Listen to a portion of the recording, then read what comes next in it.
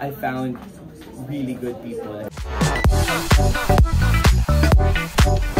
Paglabas namin, we're so clingy, we hung out the day after agad. Sabi ko, Team Millie for life, nag-debrief na kami.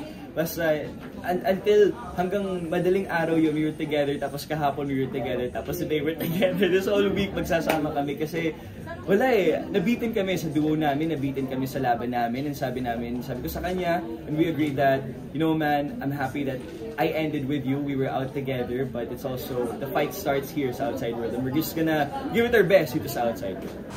Marami akong favorite memories sa loob ng bahay ni Kuya, but I think one of the ones that really highlighted for me was no Holy Week when Beanie came. It was just memorable because I felt like I found really good people. I found good friends, genuine and honest people that I feel like it was so unexpected. And they say that the best things come unexpectedly, and that's when I was just so thankful that I met them. Wow.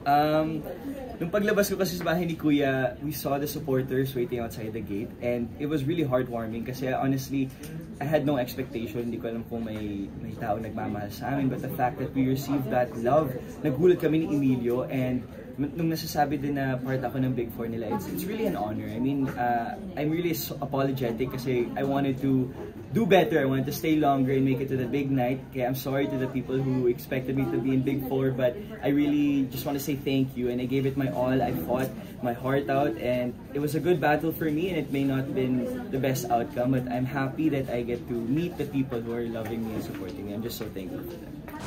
Yung Big Four question ko, I usually say, I don't know talaga what I feel about it, but lahat kasi they're all Big Four material, and I tell them talaga in the house, and I hope they all get a chance to try their best. But if I were really to pick, my all honesty, I think from the start, Esnir has been Big Four material for me.